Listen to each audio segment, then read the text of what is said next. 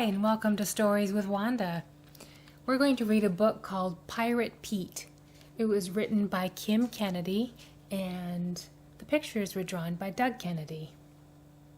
Pirate Pete.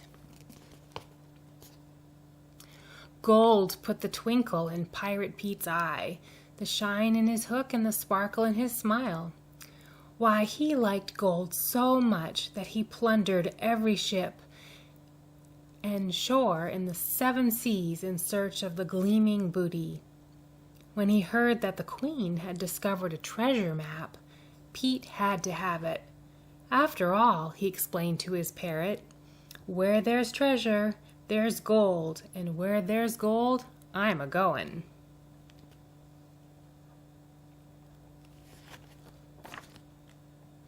Pete journeyed to the Queen's castle, where he whispered a plan to his feathered companion. "You sing her to sleep, and I'll steal the map." "Aye," squawked the bird. Up he fluttered to the highest tower where the Queen sat, gloating over the map. Softly the parrot sang her a lullaby. The dirty trick, the old high seas snoozeroo. It worked like a charm on the Queen. And while her head bobbed, Pete climbed up the tower and snatched the map. By the time the Queen awoke, Pete was far out to sea. "Unfurl the map," he told his bird. "There lies the gold," he declared, pointing to the bold black X on Mermaid Island. "To Mermaid Island we go." "We must be swift," said the parrot.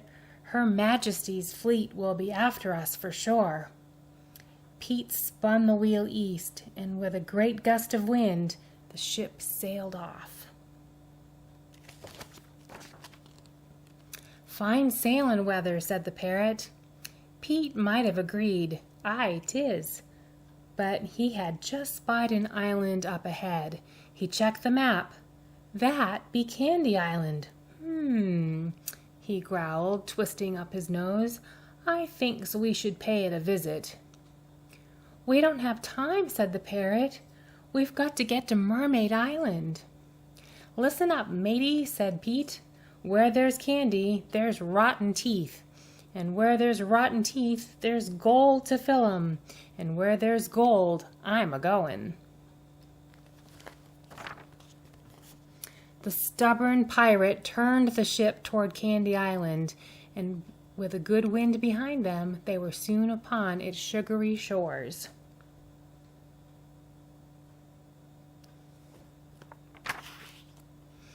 "Avast, ye candy eaters," Pete ordered to the islanders. "Open your mouths so I can see your gold teeth." Pete peeked into the mouth of every licorice-licking, taffy-tugging, chocolate-chomping soul on the island, but he had not reckoned on the toothbrushin'. "Pearly whites," he cursed. "No gold, no gleaming booty." He snatched up some sweets and shoved off. "I'll not veer off course again," he promised the parrot. "To Mermaid Island we go." "Fine sailin' weather," said the parrot. Pete might have agreed, "Aye, 'tis," but he had just spied a spot of luck. Clover Island. "That's not where we're headed," said the parrot. "Listen up, matey," grumbled Pete. "Where there's clover, there's leprechauns, and where there's leprechauns, there's pots o' gold, and where there's gold, I'm a-goin'." "There's the little elf," cried Pete as the ship creaked ashore. "A genuine leprechaun sittin' next to a pot of gold." Before the merry man could cock his hat, Pete seized the pot and scrambled to the ship and shoved off. "Irish stew," he hollered when he lifted the lid. "No gold, no gleaming booty." He gnashed his teeth. "I'll not veer off course again," said Pete. "Next stop, Mermaid Island."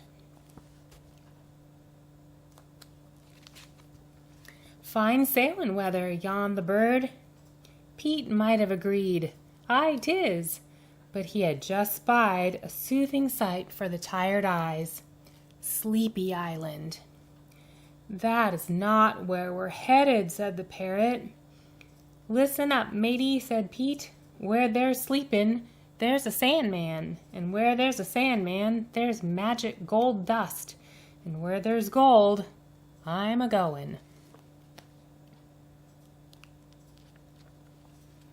Pete sailed to the snoozing shores where the Sandman was tiptoeing from bed to bed. Pete grabbed the old man's bag and reached inside. "Storybooks," Pete bellowed, waking the island. "No gold, no gleaming booty." He hooked a book and shoved off. "I'll not veer off course again," he said, pulling on his nightcap. "Tomorrow morning we make for Mermaid Island." The sun rose and the ship sailed on. "Fine sailin' weather," said the bird. Pete might have agreed. "Aye, 'tis," but he had just spied a smoldering sight. Dragon Island. He turned the ship toward its smoky peaks. "That's not where we're headed," flapped the parrot. "Listen up, matey," said Pete. "Where there's dragons, there's lairs. And where there's lairs, there's gold. And where there's gold, I'm a-goin'." Ashore, Pete crept into the dragon's lair, where he found the giant lizard snoozing beside a golden egg.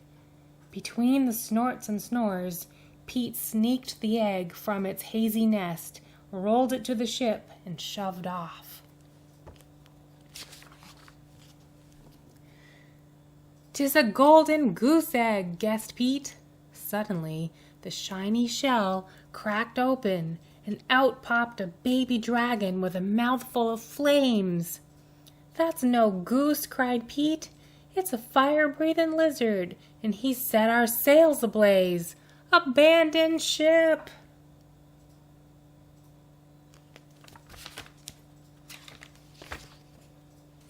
While the baby dragon flew off with his mother, Pete and his parrot jumped into a rowboat. The parrot watched in despair as their trusty ship sank beneath the waves with a shimmering splash. "We're done for," sobbed the parrot. "Whale bait, shark snacks." "Them's no sharks," said Pete. "Them's be mermaids." "We've made it," cheered the parrot. "We've made it to Mermaid Island."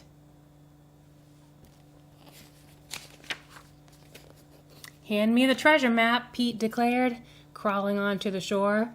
After yelling out paces and counting out steps, hobbling to the right and wobbling to the left, Pete finally called, "Here 'tis!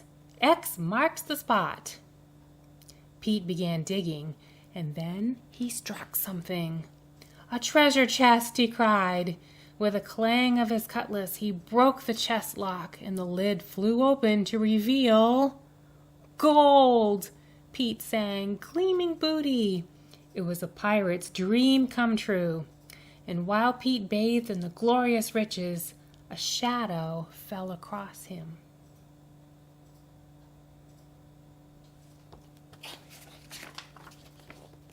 "The Queen!" squawked the parrot as the guards gathered round. "Look here, your majesty," said Pete, fumbling for a fib. "I got your treasure all dug up, and I was waiting for ye." But the Queen would not be tricked this time. "Take the gold," she ordered her men, "but leave the pirate and his bird here alone." Then, as quickly as they had come, the Queen and her troops disappeared.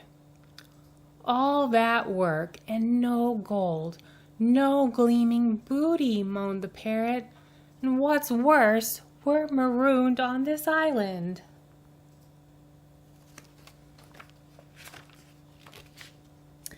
"Not to worry, matey," said Pete, and he winked.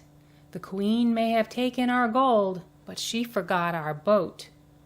So Pete and his faithful companion set off again, this time for the sunset, where the ocean glistened like 1,000 coins of gold.